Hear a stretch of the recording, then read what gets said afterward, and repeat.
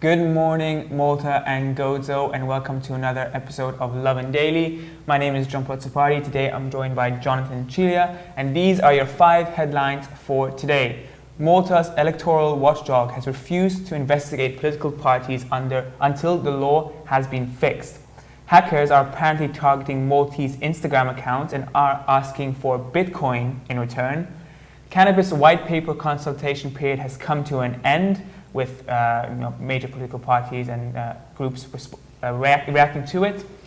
And expats in Malta are reporting difficulties accessing the COVID-19 vaccine. And lastly, a Maltese teenage boy has raised over €7,000 in memory of the late Becca Lupi. John?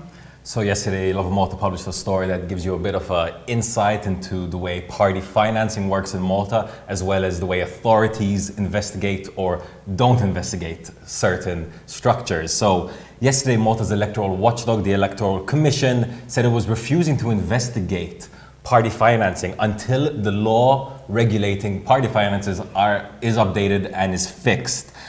So the Electoral Commission said that it was currently impossible, quote, to investigate certain structures, including the handing down of fines, until this law is updated. Now, let's be clear, this law is all about parties and how parties get their money, be it through various methods. And obviously, when you were talking about big donations, big types of investments in political parties, you definitely want to have a very strong structure to make sure you can investigate, to make sure there's no underhanded things happening over there. Now, the Commission's response actually came after independent candidate Arnold Casol had requested an investigation into the theory that the Panama company E-Grant was actually a vehicle to transfer funds to the Labour Party. However, the Commission said they couldn't even look into it with the way that the law currently stands. Now, it's really interesting to remember that this law is actually drafted by the 2 political parties, and the Electoral Commission themselves is appointed by the political parties. So, it kind of raises the question if the parties are interested in updating the law themselves. But we actually reached out to the government about this. Absolutely. So, asked for a comment, Justice Minister Edward Zamit Lewis said that the government has always had the intention to clarify this legal ambiguity, stating that the fight against organized crime and money laundering is of great importance.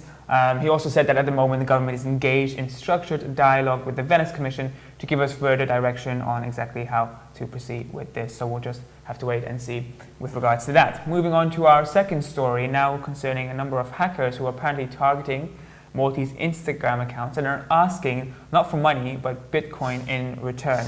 Instagram accounts have been targeted by foreign hackers. Screenshots sent to Lovin Malta showed hackers casually demanding hundreds in cash to return the accounts via Instagram chat. But payments in this case aren't just Revolut or bank transfer. It's actually Bitcoin, a well-known cryptocurrency. We're working on the blockchain. Everyone, I think, is fully aware now of Bitcoin and the hype around cryptocurrency. So obviously getting your hands on a couple of Bitcoin nowadays is worth a lot of money, and these hackers are asking if you want your Instagram account back, you've got to pay us in Bitcoin. It's apparently, according to sources, these hackers are based in Turkey and have been targeting a number of Maltese Instagram accounts over the past few months. So obviously make sure to change your password, do that 2-step authentication and everything you can to protect your Instagram account and all those followers you have on there. But this isn't just like an isolated case. In fact, cybercrime in Malta has been increasing over the years. From 2017 to 2020, apparently police opened 4,508 cybercrime investigations. And when you compare this just to 2 decades ago, there were just about 50 cases of cybercrime. So obviously, as in the digital age, our crime is now moving online, and it seems like Maltese Instagram accounts are being targeted by this. No, we are truly living in the future. We've got foreign hackers targeting Maltese Instagram accounts, asking for cryptocurrency. And the thing is, this is not just Instagram users. I mean, let's just be clear. In the last few weeks, one of Malta's biggest political parties, the Nationalist Party, was actually targeted by a group of dark web hackers.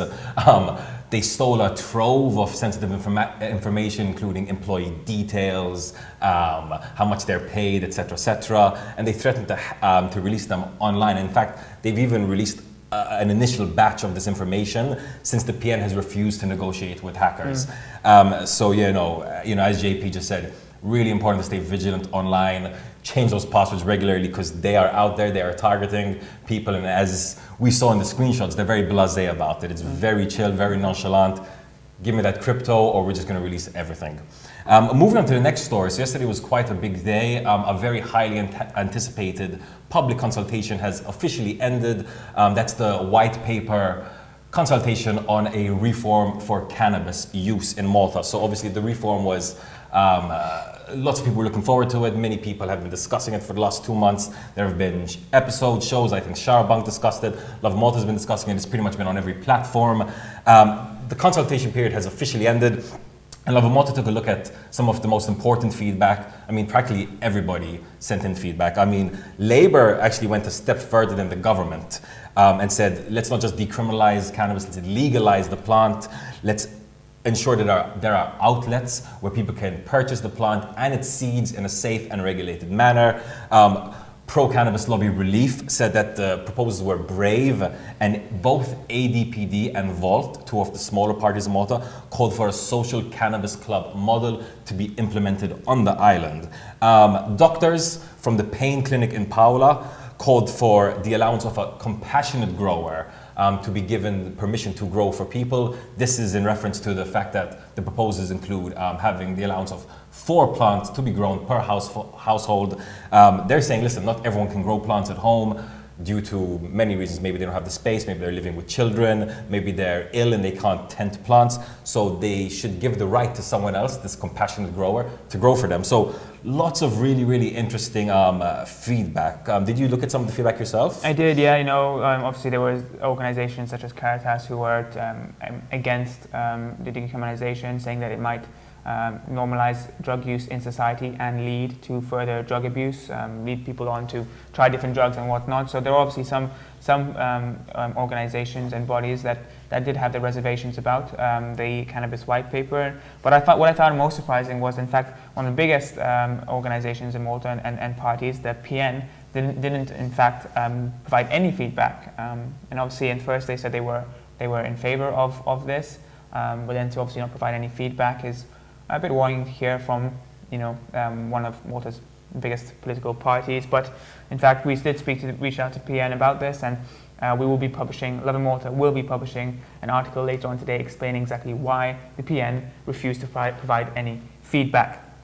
Moving on to our fourth story of today. Apparently, expats in Malta are reporting difficulties in accessing the COVID-19 vaccine. Malta is doing tremendously well in its vaccination campaign, one of the best in the world, in fact, with over 60% of its adult population receiving a single dose of the COVID-19 vaccine. But apparently some foreign residents have told Lovin Malta that they haven't been able to register for the vaccine despite living and working here, in some cases for a number of years. This has to do with, I believe, the possession of a residence card, which not everyone, all expats who come to Malta are in possession of, even if they have been paying tax here and have been living here for a number of years. Others have reported that they have applied for a residence card and have been waiting for weeks, which isn't quite unusual in Malta to be waiting for weeks for a residence card, but they still haven't had the chance to get the COVID-19 vaccine. So this has left a lot of people, or some people, foreign residents, in kind of this vaccine limbo. As everyone around them gets vaccinated, they kind of haven't been called up. And obviously a lot of them would like to receive the vaccine, but have no idea when they will be able to do so, because their residence application seems to be stuck somewhere in Identity Malta. Now, it's important to remember that there are about 100,000 foreign nationals living in Malta, and while there are so many of them, it's not actually mandatory for them to register as residents, even though, as you can see in this scenario, it's very beneficial. But yes, Malta's vaccination rollout is steaming ahead. In fact, I'll be getting my vaccination today, so very, very exciting. So let's hope that the expats that do want to get vaccinated, and it's very important that they do sort this out sooner rather than later. Moving on to the final story of today, a very positive story. A Maltese youth has already raised over 7,000 euros via running. So this youth, Tommy Wallbank, decided to set up the Run for Becca initiative after his friend, Rebecca Zamit Lupi, tragically passed away recently. He took it upon himself to start raising some money to raise awareness for this and also donate the money to charities such as Putin Who Cares. Just yesterday, he finished his longest run to date, an impressive 16K run from along the Sliema and St. Julian's Promenade, and he's not stopping yet. You know, he's already had 46 runs under his belt. He's completed over 369 kilometers by himself. He's just a youth running around. So, you know, Tommy, from everyone at Lovin Malta, shout out for what you're doing. It's really, really awesome. Absolutely, it's incredible. And he extended his goal to run 1,000 kilometers. So it's a huge feat, but obviously it's for a great cause, going to a great charity, and it's true inspiration from a young Maltese youth, you know, inspiring everyone out there. It's great to see, and yet, as John said, you know, best of luck. You're really inspiring us, and we'll be following your journey. With that being said, this brings us to the end of today's episode. Thank you for joining us, and have a day full of lovin'.